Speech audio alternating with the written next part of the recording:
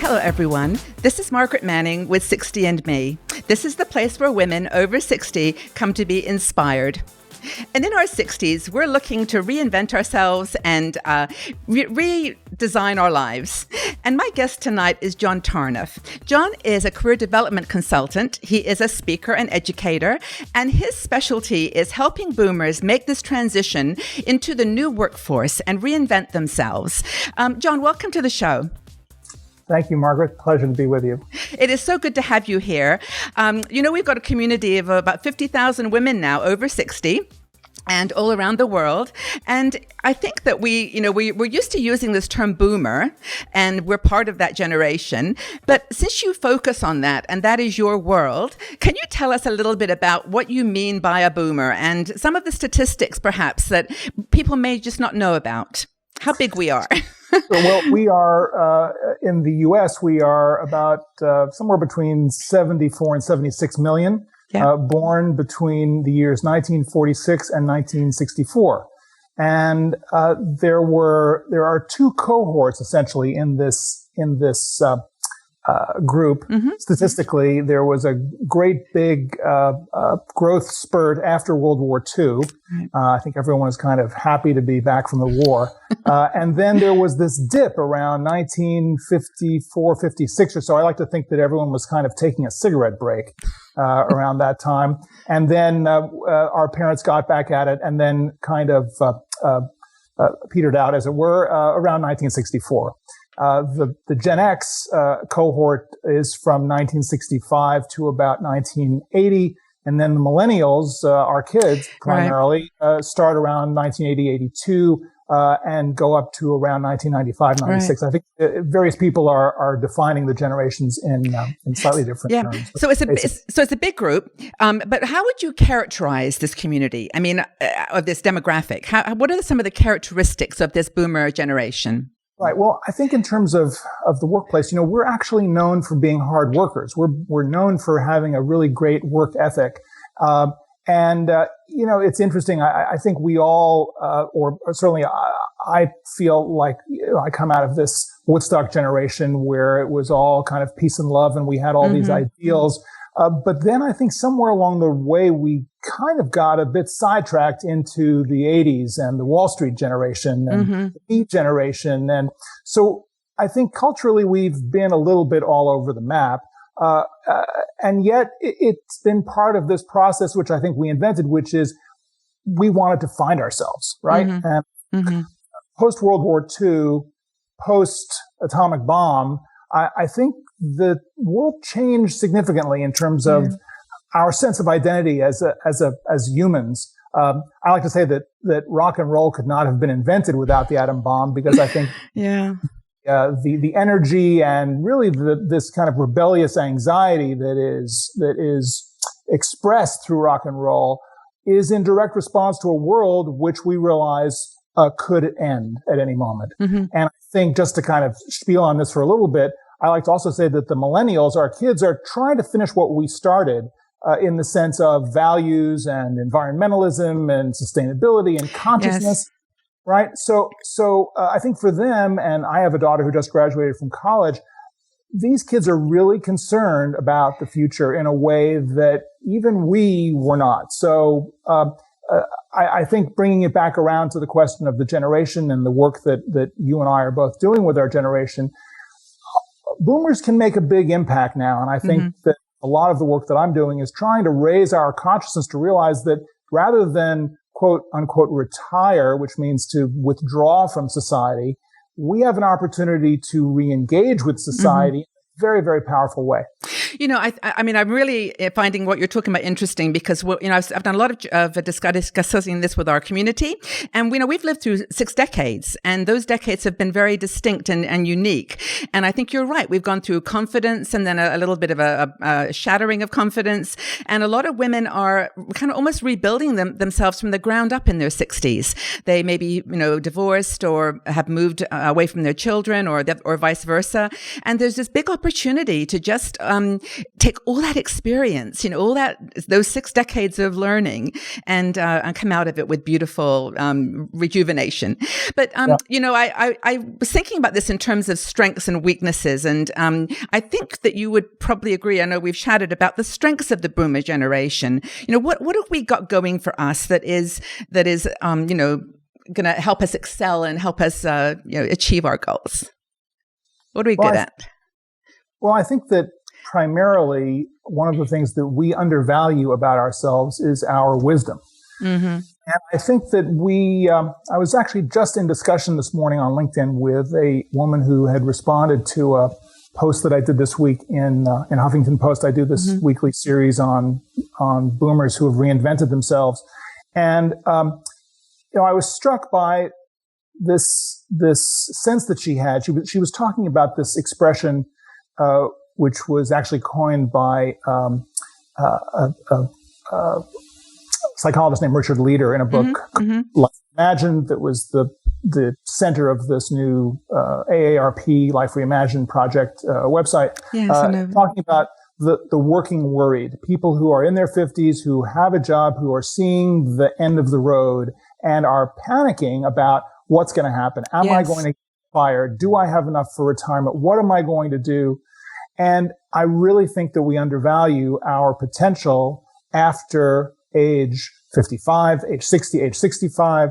I think that we are used to thinking of ourselves as done.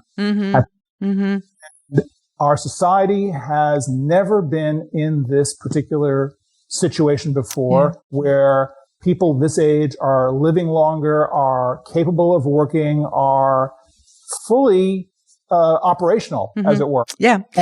And yet we see this, but we're also saying to ourselves, well, I gotta retire, and I don't have enough money. And you look at the articles online about what to do to save for retirement and save this and cut here and cut there.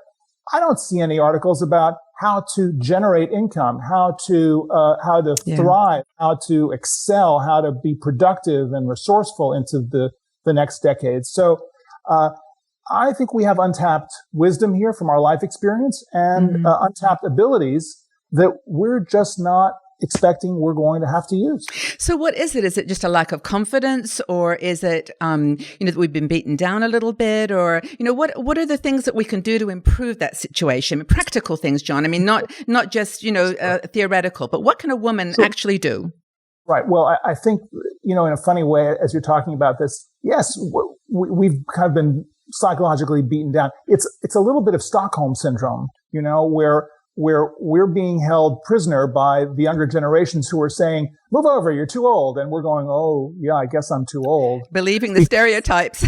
Believe the stereotype. And we believe that our parents moved over, and perhaps, I don't know if this is true in your case, and certainly in to a certain extent with my parents. I had a very interesting dichotomy with my parents. My father was forced to retire early at age 62. Wasn't making it at his company. Had a pension, did okay, but was really discouraged. He kind of lost his will to live in many ways at 62, and then died of cancer at 66. Right? Sad. My mother, in contrast, picked herself up, opened a small business, thrived, did extremely well, remarried, and lived happily and successfully until the ripe old age of 89. Yeah, that's brilliant. Voila, so let me go back to that, John. I mean, that's a really good intro. That's a really good story. So what did your mom do differently? Right. So I think some of that was confidence. Some of that was the way she identified herself. And I think this goes to this framework that I've developed, which I call the 5 stages of reinvention for boomers. And the first stage of that is reframing these ideas about who we are and what we can do, and buying into these limiting beliefs that hold us back. And again, back to your question about, are we beaten down? Yes, I think that we are again buying into limiting beliefs about who we are and what we can do. And the first step is to recognize that we are prisoners, as they say in the beginning of Matrix. It's like, know that you are a slave, right? In this virtual reality world where you're being held prisoner. That really is the challenge for us is to wake up. Changing the lens. It's really interesting. We asked women in the community how they would describe how they're aging. And, there's the stereotype about aging gracefully. And so, just sort of fading into the sunset, not pushing too hard, not trying to get that job. But when we asked them what word described them, they all said not gracefully. I mean, disgracefully was at one end, but then there was, magnificently, curiously, passionately. And I think that's maybe having, like you said, making that decision to change the conversation, to believe in yourself, and to, so after you've looked at what your goal might be, how do we get there? What do you think of the opportunities for women in their 60s, and men for that matter? Sure. I think this is, first let me just say that I think women have a advantage over men, in our reinventing, rapidly changing world. And I think that some of this is cultural and some of this may be genetic, in that I think women tend to be more introspective and more willing to entertain, to discuss, to examine, to analyze what's going on in their lives, and to interact with others, usually women, about this, and be willing to take a step. I think they're much more conversant with these abilities than men are. Men, of course, as the hunter-gatherers were out there, just kind of like charged. Don't bother me about all this small stuff. Just show me a buffalo to kill. And so I think women have that leg up, and I think it's easier for them to take that first step. The next thing I would say is that we have to start this process from within. We can't look outside and say, okay, what are the jobs I'm good for? And here's my resume, and where do I apply? And I need a career counselor, and I need all this stuff is bogus. You have to figure out, first of all, who you are, what you're good at, what you want to do. You have to update your beliefs about who you are and what you want to do. Yes. I know a story about a woman who thought she got divorced. She was in her 50s. Her kids were off to school. She thought she wanted to be a lawyer because she had been either pre-law or had started law school, got married, quit school to raise the family, et cetera, et cetera. And now she thought, okay, I'm going to go back to that. Well, big mistake. Her life had changed significantly. Who she was, what she wanted to do, what she liked to do. Her first reasons for going to law school may not have been the best reasons to begin with. She needed to spend some time to figure out on the inside who she had become and work from there. And I think that's a big question for all of us. It's like, who are we now? And also, how much time do we have left? Yeah. Right. And how do we proceed from there? Right. What's going to make me happy today in my life and for the next 10, 20, hopefully 30 years? I think that to sum up, I think you've really raised such a great point, and for our conversation to sort of end on here, because I know we're going to do some additional videos and we'll talk more detail about your work, because I really want people to know. But that mindset has to change. And I think that's where we start. Tell us your website where people can go to and learn more about what you're doing, and then we can pick this up in another conversation. Sure. So the website, which really talks about all of this stuff, is boomerreinvention.com. Okay. That says it.